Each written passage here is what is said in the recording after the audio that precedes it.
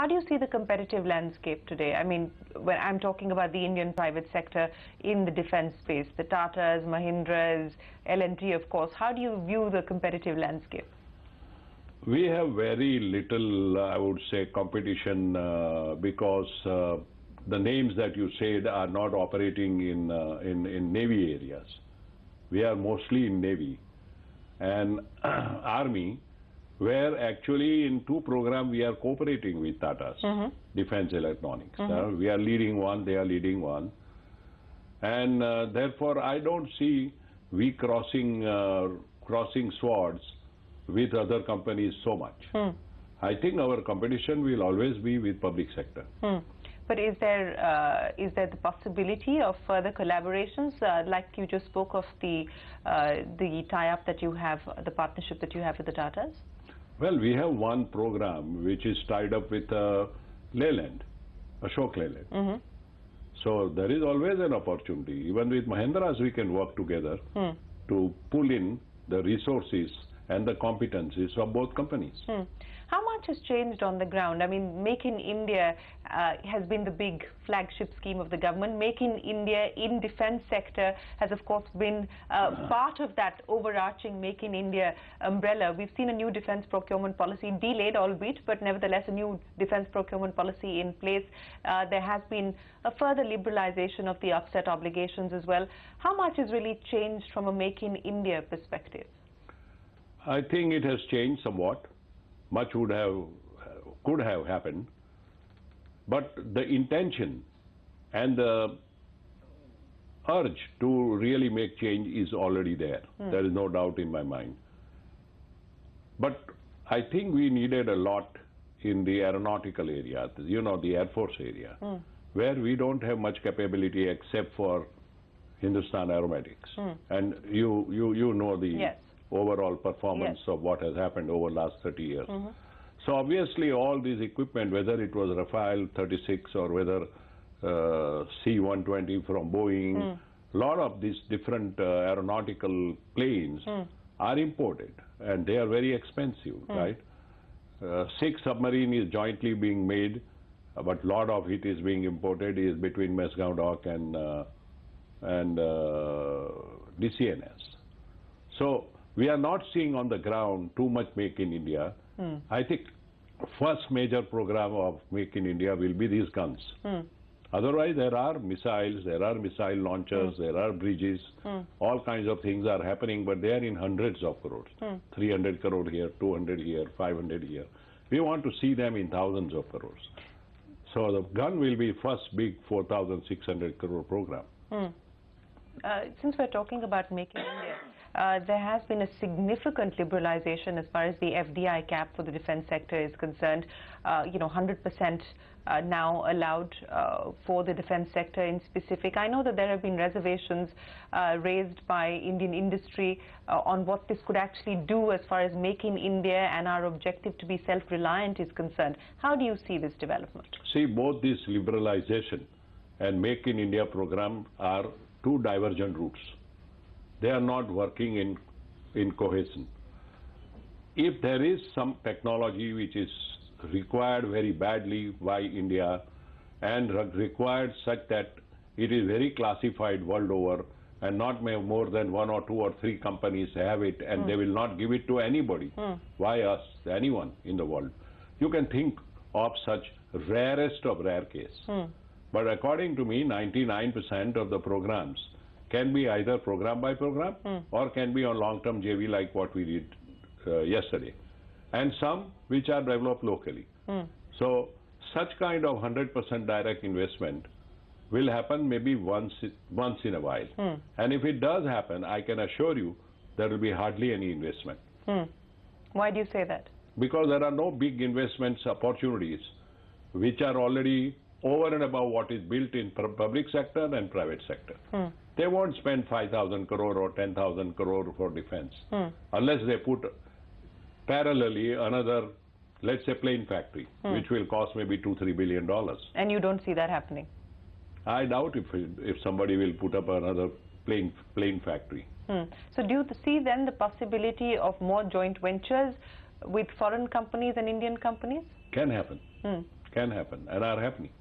Just like the one that you've inked. This is just one of them. From a supply chain perspective, you know, we've seen significant strides being made. I mean, a lot of our Indian suppliers are now supplying to global companies and, of course, part of the Indian supply chain as well. But from the ecosystem perspective, what more would you like to see being done? Well, in Navy, we can do a lot more than what we are doing now.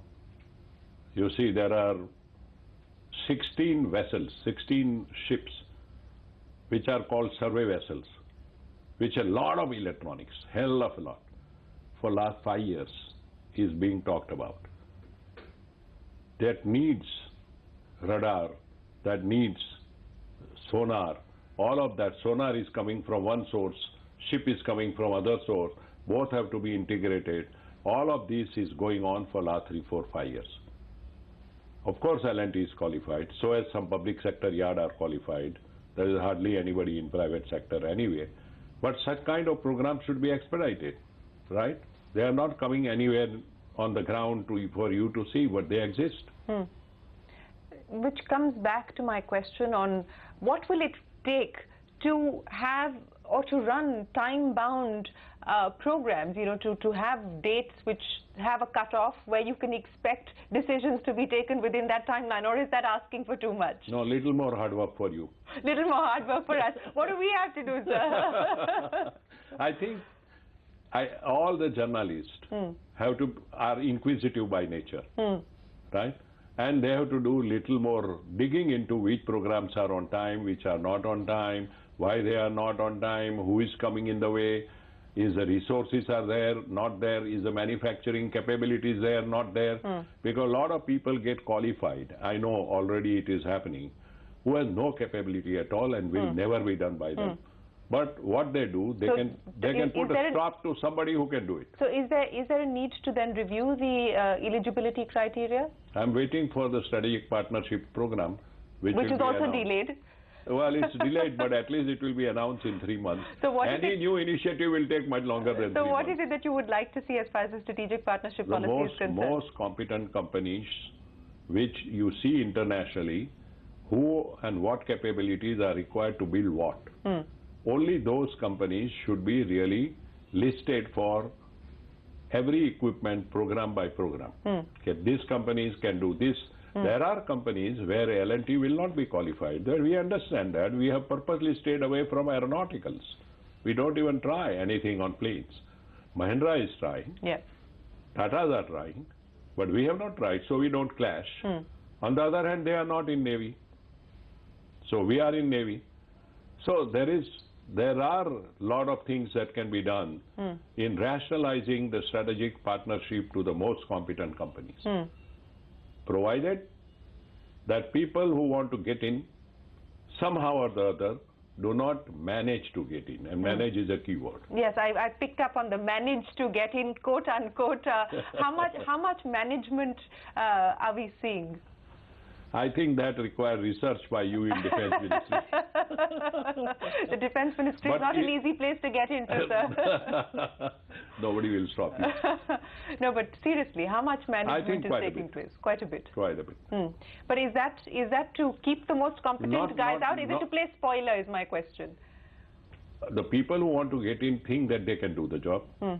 Government would not like to have them, but cannot, with our current procedures, acquisition process, cannot keep them out. They can go level by level by level to any level, let's say. And finally, the Defense Ministry has no choice but to take them in. And by chance, if the order went to them, then they will have to wait for a while to get the equipment done. So this is not, let us say, oh, I can invest 50,000 crore and I can get this done. It is not that. It is capability, skill, technology, engineering, tooling, fixturing. Prior experience? Prior experience, of course, is required, but if you are making first time, then you have to see what peripheral experience you have to be able to integrate all of it to do anything first time. And normally such a thing will happen on program by program coordination and cooperation with foreign companies. Let me end then. First program. Yes. First program has to happen with a strategic relationship between you and the best in the world. So let me end then by asking you, sir. I mean, I know you're a perpetual India bull. You're always optimistic about the India story, but outside of defense, and you know, if I were to ask you to give me a sense of where the economy is today, what kind of visibility you have, what does the next financial year look like? From L&T's perspective? Yes. Well, one thing, you know, our third quarter result. Yes. Which has not been significantly better, or rather not better. We grew by 1% our revenue. Obviously, the year as a whole will be not so bad. We'll still grow 8 to 10%. But we are used to double-digit and high double-digit, 12 to 15% type of growth. So obviously, even if we do 8, 9, 10%, it will be few percentage short of what we ought to be doing. And that's one indicator to say this, that L&T has not yet fully been, let's say, inside the growth story. But the growth story itself for the last 5 years, I would say, has been somewhat slow. And that not necessarily means this government, it was also in previous government. The difference being that the oil was at $110. Yep. The whole Middle East was booming. 30% of our orders came from Middle East. So therefore, we could make up of what slowness was here in the domestic somewhere market. in the international market. Today, the oil has come down to $51, $52. It went down to as much as 35. All programs were stopped. Even today, at 52, 53, some have come back. But by and large, the whole of Middle East is less than half its activities as they were a few years ago. So we are not able to make up for what, though the economy has grown by 5, 6, 7%, we are not able to still make up for what the shortfall is from domestic market in international market. Consequently, we have started opening up in some parts of Africa, some parts of Far East, and hopefully we'll still grow by 8 to 10%. But you know all the infrastructure companies of India. I think you can write a story on what is the infrastructure company's plight, and you hardly will find even one or two who are growing, right? So it is really very difficult for any company to grow faster than maybe 6, 7%, 8%. We are a little lucky that we will grow to 10%. But, you know, we have cut cost in the meantime very significantly, operating cost and so on, and we have improved our margin by 1%. And our profit went up by 39% in third quarter. Although sales went up by 1, we'll go up by 8 to 10, but our profitability will improve quite a bit. But that is because we know that there are no orders, and we have to get fewer orders and not lose them, whether it is here or Middle East or Far East or Africa. And therefore, we have really put our entire might, you can say, on cost reduction. So cost reduction continues to be the big focus area as you move towards your Lakshya objectives that you've set out for the company, and hope that the economy will pick up, which will ease some of the burden that you're facing at this point in time. Mr. Naik, always a pleasure speaking with you. Thank you very much for joining us on CNBC TV 18 and for giving us a glimpse into the defense opportunities and defense aspirations, as well as the state of the economy. Thanks very much indeed. Thank you very much for coming here. My pleasure, sir. We look forward to seeing you again. Absolutely. Thank you. With that, it is time for us to wrap up the CNBC TV 18 special from all of us here. Goodbye. Many thanks for watching.